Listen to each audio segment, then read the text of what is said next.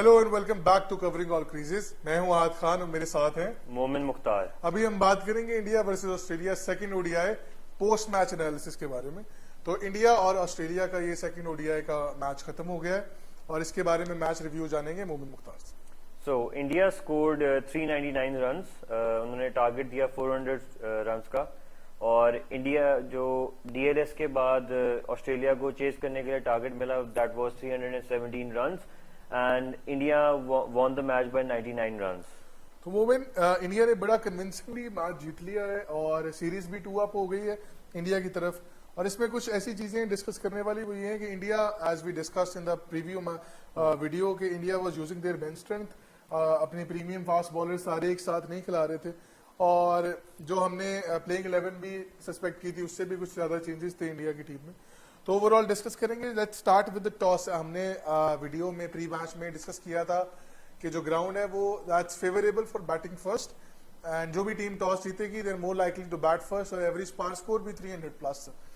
सो बड़ा हमारे लिए शॉकिंग था कि Australia won the toss and chose to field first. ऐसा क्यों था मोमेंट? मेरे ख्याल से स्मिथ ने बहुत बड़ा एक ब्लंडर, मैं ऐसे कहूंगा कि टॉस जीत के उन्होंने फील्डिंग का फैसला किया, नोइंग द फैक्ट कि इंदौर में मैच है, एवरेज पार स्कोर है, 317 स्कोर है, इंडिया ने 399 बोर्ड पे लगा दिया।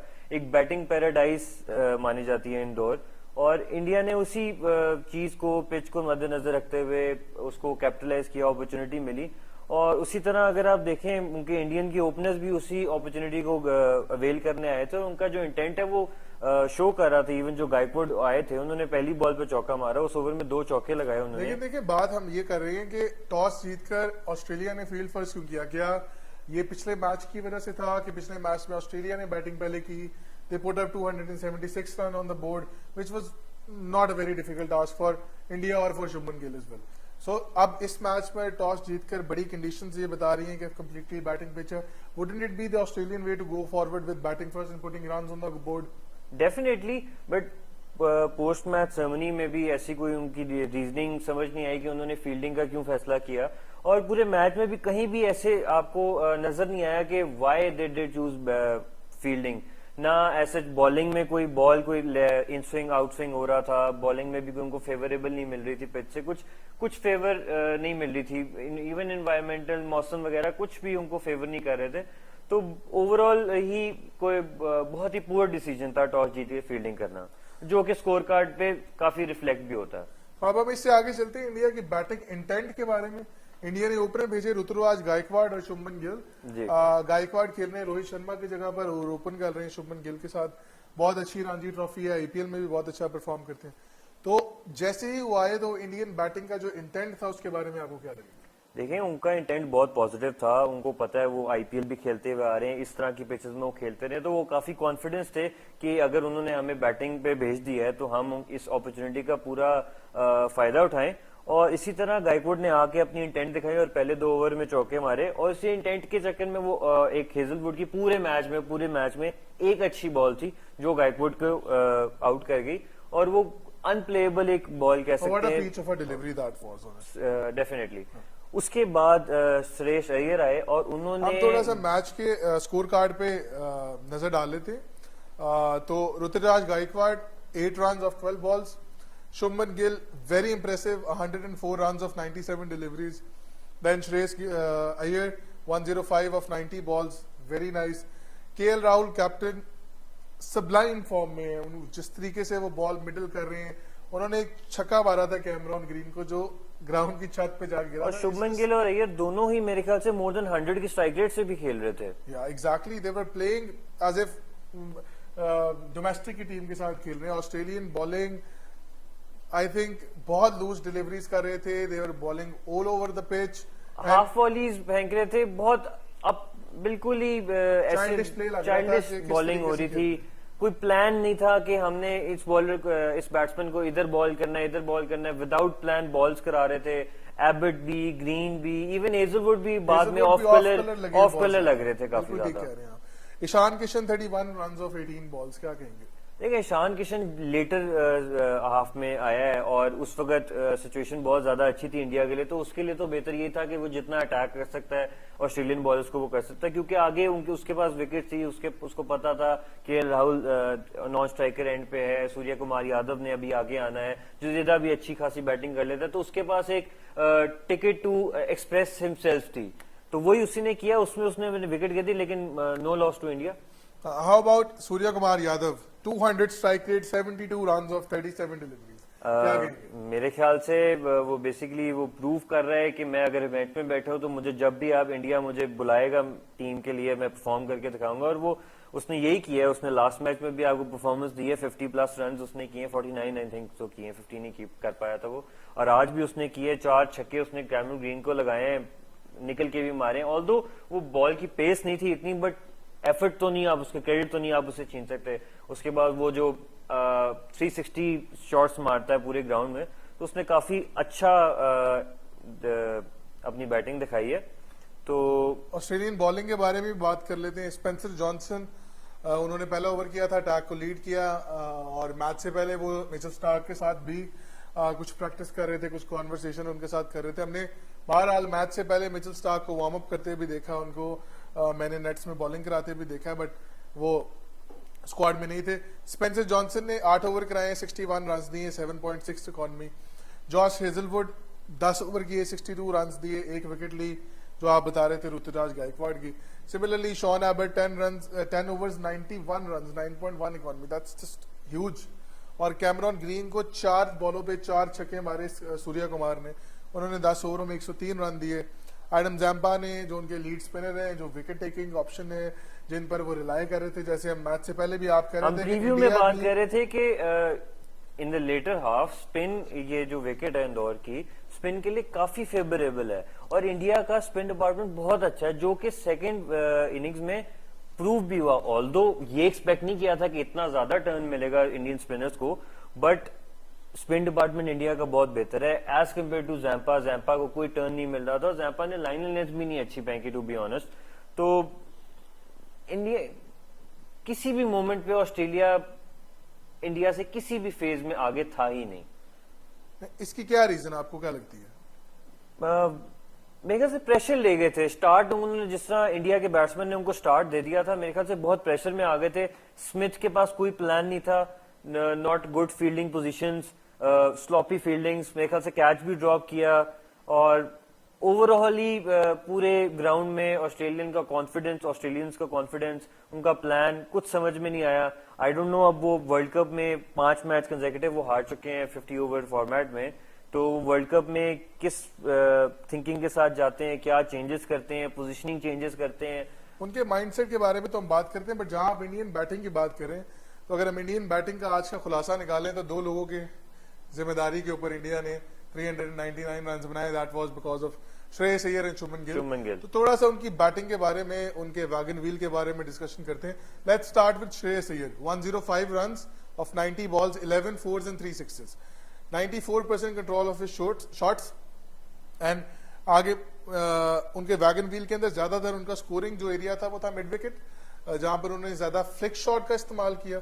3 चौके मारे फ्लिक शॉट से मिड विकेट के ऊपर, and he score 29 runs off his 105 in the mid wicket. अगर आप देखें श्रेयस अय्यर और शुभमन गिल में जो डिफरेंस है अगर उनके वैगन व्हील में, तो अय्यर की ऑफ मिड ऑफ में और ऑफ स्टंप पे जो उन्होंने शॉट्स के लिए और रन्स किए, उन्होंने शुभमन गिल से ज्यादा किए हैं, तो वो ऑफ साइड में बहुत ज्यादा स्ट्रांग है। और कंसिडरिंग कि वो एक इंजरी से वापस आ रहे हैं, तो उन्होंने एक अपॉर्चुनिटी को बड़ा अच्छा वेल किया, और अगर मेरे ख्याल से अय्यर के लास्ट 8 to 10 ओडीआईज निकाले तो उनकी काफी अच्छी एवरेज है, 50+ एवरेज है। देखिए इनकी ये परफॉर्मेंसेस देखकर Shubman Gill 104 run of 97 deliveries, 6 fours and 4 sixes. Then again scoring majorly in the straight region, जहां पर बाउंड्री भी लंबी थी, 69 मीटर्स की बाउंड्री थी। He scored 33 runs on long on and 15 runs on long off. That was very impressive of Shubman Gill. He was middling every ball. He was playing straight, and that was one of the maybe I'll say the most decisive factor of this match, because जब आपके सामने 399 runs board पे लगे हुए, it's very difficult to go forward. आपको strike rate manage करना है। 1 point पर ऑस्ट्रेलिया का रिक्वायर्ड रन रेट 13 से ऊपर चला गया हुआ था। in a one day match, that's very difficult. You're 5 wicket down and asking rate is 13.5. That's really difficult. So hats off to Shreyas Iyer and Shubman Gill. What a performance. What a performance. उसके बाद आगे आते हैं तो KL Rahul आए. KL Rahul performed really well. He scored some very good shots. He middled everything. And ऐसा लग रहा था कि जिस दिन से वो इंजरी से वापस आए, we've been talking about this a lot, कि he has been an exceptionally good comeback in all scenarios. उनकी आज वो कीपिंग नहीं कर रहे थे, बहरहाल उस दिन हम यही बात कर रहे थे कि वो इंजरी से वापस आए हैं तो कीपिंग क्यों कर रहे हैं. तो आज उन्होंने ईशान किशन को कीपिंग का मौका भी दिया. And the Indian team looks very strong right now. And most importantly Surya Kumar Yadav, the way he played, he hit 4 sixes of Cameron Green in 4 balls. What do you have to say about this? I think KL Rahul exceptional comeback है और I think वो उनके लिए बहुत अच्छा है कि वो काफी जल्दी फॉर्म में वापस आ गए वर्ल्ड कप से पहले, और उनको अभी कैप्टनसी भी दी है तो कैप्टनसी भी अच्छी कर रहे हैं. ईशान किशन को उन्होंने मौका दिया विकेट कीपिंग करने का, खुद फील्ड पे आए, फील्ड को अच्छी तरह देख रहे थे. फील्ड की बात हो रही है तो इंडिया आज फिर थोड़ा बहुत स्लॉपी था. उन्होंने ओवरथ्रोज पे रन दिए, ओवरथ्रोज पे चौके कराए, but still India was a better team, far better team than Australia. So the score card reflects their performance.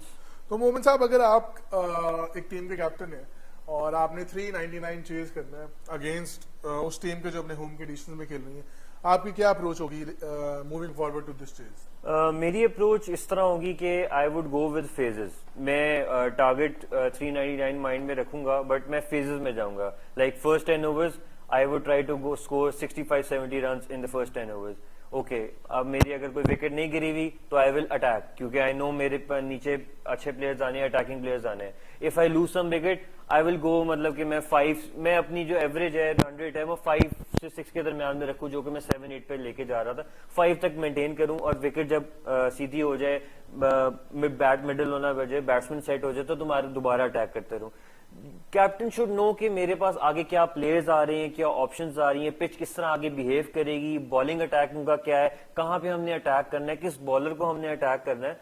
तो इंडिया ने कहीं भी उनको चांस ही नहीं दिया कहीं मैच वापस लेने का, सवाए एक टाइम था जिसमें लेबुशन और वार्नर ने थोड़ा सा अप फॉर्म लगाई थी, पार्टनरशिप लगाई थी, बट उन्होंने एकदम से अश्विन के एक ओवर में उन्होंने विकेट थ्रो कर दी.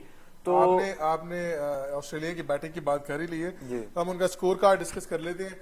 मैथ्यू शॉट और डेविड वार्नर ओपन करने आए थे.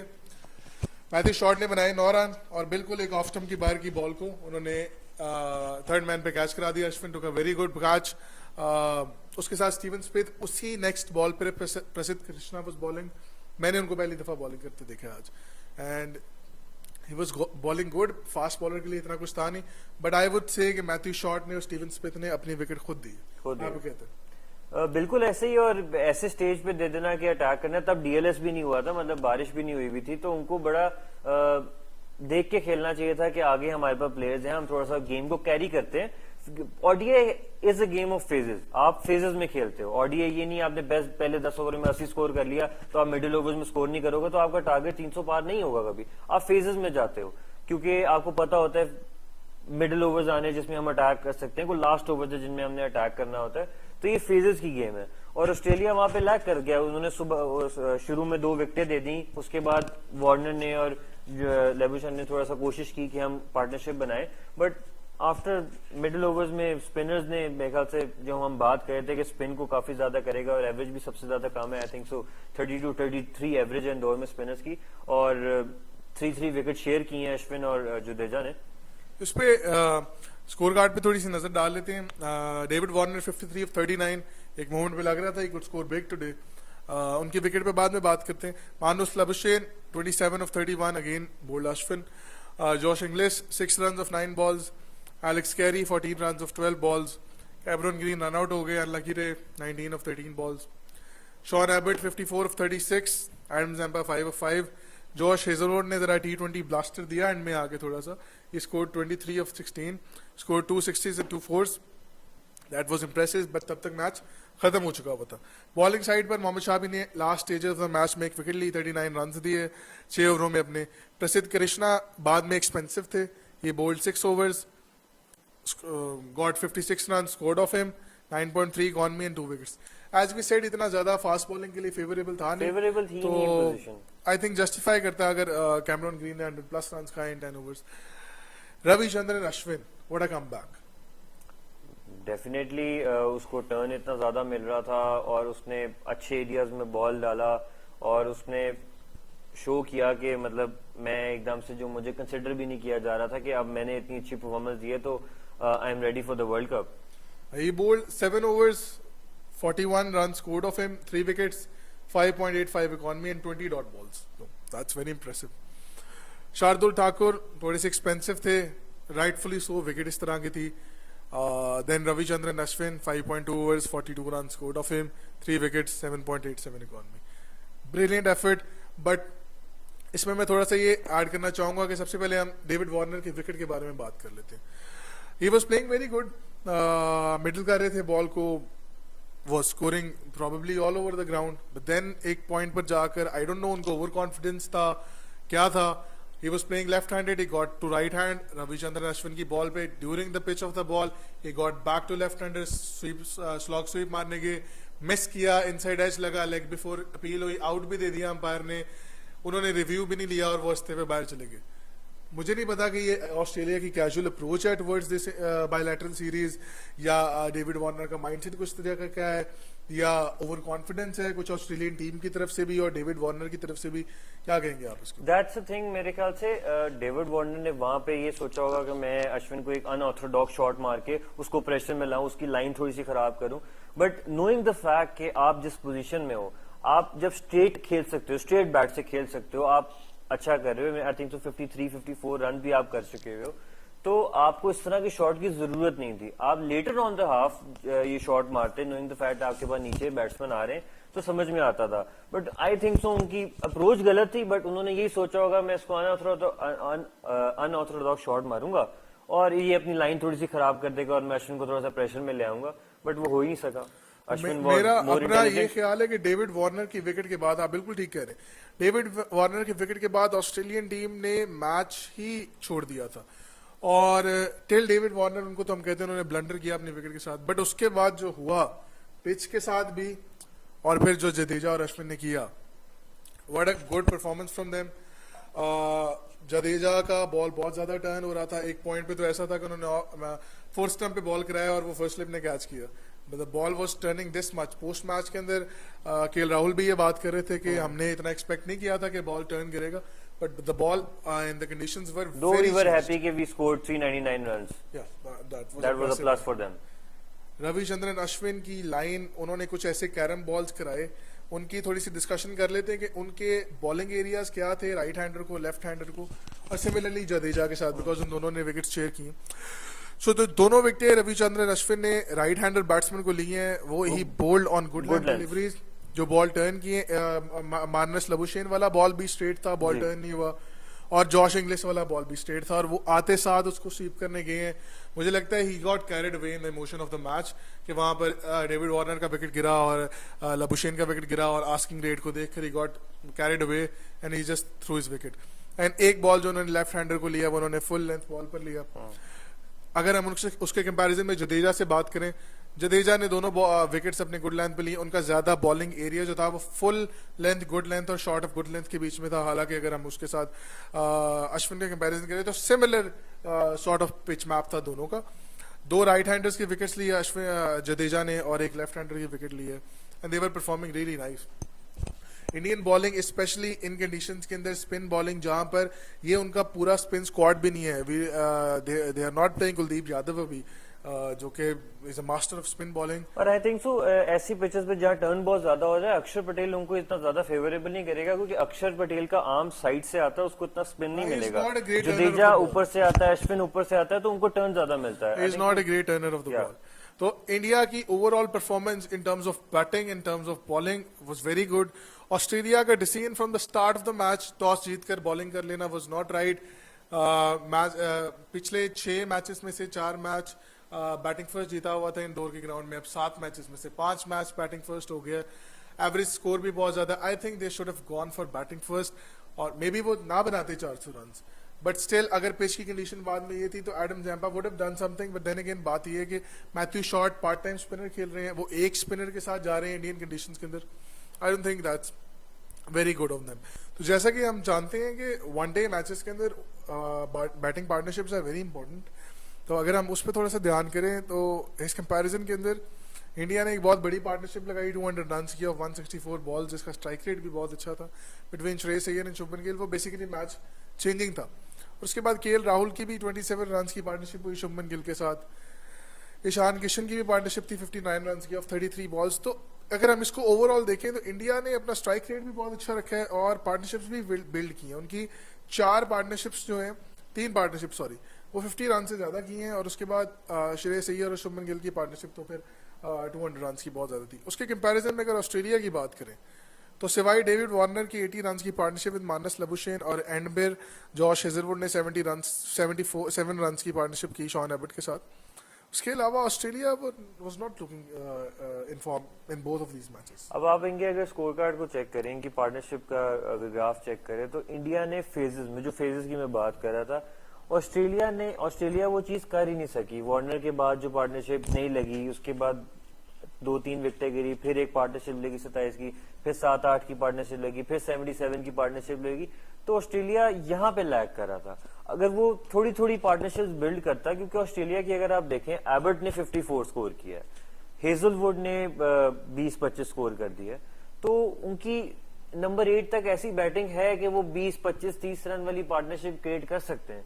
तो वो अगर स्टेजेस में लेकर जाते हैं, प्लान करके लेकर जाते हैं कि at least we have to fight, knowing the fact DLS के बाद जो टारगेट उनको मिला था 317, that was very difficult to chase. 13 run पर ओवर उनको रिक्वायर्ड था। तो very good batting performance by India. तो अब इस मैच के बाद India is 2 up in the series. India क्या लेकर जाएगा और ऑस्ट्रेलिया क्या लेकर जाएगा इस मैच के बाद? Knowing the fact the best get away India would take के उनकी जो सारी टीम की फॉर्म है, आई थिंक 15 जो उनकी 15 के जो पूरी स्क्वाड है 15 प्लेयर्स की, वो पूरी फॉर्म में। अब उनको ये राहुल और कैप्टन रोहित का अब देखना पड़ेगा कि वो बेस्ट प्लेइंग 11 किस तरह चूज करते हैं, क्या कॉम्बिनेशन करते हैं, और अगर चेंजेस करते हैं तो कॉम्बिनेशन बहुत मैटर करेंगे in future world cup matches. और मेरे ख्याल से ये इंडिया के 15 फॉर्म में, बट इससे सिर्फ ये यही लेके जाते कि हमारे 15 के 15 बहुत फॉर्म में है प्लेयर्स हम, लेकिन ये नहीं कह सकते क्योंकि ना इंदौर में वर्ल्ड कप का कोई मैच होना है, ना मोहाली में मैच होना है, इंडिया का वर्ल्ड कप का मैच होना है। और जो आईसीसी के नए रूल्स भी आए, अगला मैच भी है राजकोट में, वहां भी कोई इंडिया वहां पे भी कोई वर्ल्ड कप का मैच नहीं होना। और आईसीसी के रूल्स भी हैं कि pitches would required a little bit of grass in the second innings, ताकि थोड़ा बहुत डिफरेंट एक इंडिया की पिचेस हमें देखने को वरना मिले। तो ऐसे ही जिसने टॉस जीत किया सेकंड इनिंग्स में ऑस होती है, it's very difficult to move forward with this. Australia के हवाले से मेरा ख्याल ये है कि वी ऑल नो ऑस्ट्रेलिया बहुत बड़ी टीम है, उसको टॉप 4 से हम माइनस तो कर नहीं सकते, बट उनका माइंडसेट क्या होगा वर्ल्ड कप के अंदर। वो पिछले 3 मैच ऑस्ट्रेलिया साउथ अफ्रीका से भी हार के आए हैं, ये 2 मैच ये भी हार गए हैं, तीसरा मैच है जिसमें फोर्थ सवाल ये है कि पैट कमिंस ने ये वाला मैच क्यों नहीं खेला, वर्कलोड मैनेजमेंट हो रही है या whatever that's going on in their head. But I think they have to warm up matches as well to make sure that their playing 11 is in the form. एक match उनका पाकिस्तान के साथ भी है, और जो माइंडसेट ऑस्ट्रेलिया वर्ल्ड कप में लेके आएगा मेरा ख्याल है वो बड़ा डिफरेंट होगा इस बायलैटरल सीरीज के माइंडसेट के साथ। अगला मैच, अब इंडिया का मोराल तो बहुत हाई है, एशिया कप जीत के आए हैं, all 15 players performing, bench strength भी चेक कर ली है, ऐसे ही है। फास्ट बॉलर्स भी पीक फॉर्म में है, बैट्समैन भी पीक फॉर्म में है, स्पिनर्स भी बहुत अच्छा खेले, they are clear favourites for the world cup. तो अगर हम तीसरे ओडीआई मैच की तरफ चले जाएं तो ये राजकोट के अंदर मैच होगा, जहां देने के 3 ओडीआई मैचेस हुए हुए हैं, 2 of them are won by teams batting first. Average first inning score is 311, average second inning score is 290। फिर हाई स्कोरिंग मैच होगा और टॉस पे बड़ा डिपेंड करेगा। Let's just hope Australia does not mess up with the toss this time. और इस दफा मेरा ख्याल है हमें खेलने में विराट कोहली भी नजर आएंगे, रोहित शर्मा भी नजर आएंगे, प्रोबेबली हार्दिक पांड्या। वो ये लास्ट, अब नोइंग द फैक्ट कि 2 मैचेस जीत चुके हैं और जिस कॉम्प्रिहेंसिव वे से जीते हैं, कि रोहित शर्मा विराट कोहली को वो 3rd ओडीआई मैच खिलाएंगे। देखें, सुबह भी मैं एक आर्टिकल पढ़ा था, उसमें लिखा था जब कोई नहीं बैठता तो विराट कोहली को बिठा देते। मेरा ख्याल है कि दोनों को मैच खेलना चाहिए, लेकिन अब देखिए इंडियन टीम कैसे इसको लेकर चलती है आगे। India are clear favourites to win this 3rd ODI as well. we will join again to all of you before the match that is on 27th of October I think in Rajkot, और उसके ऊपर हम अपना preview और post match analysis share करेंगे. तब के लिए अल्लाह हाफिज.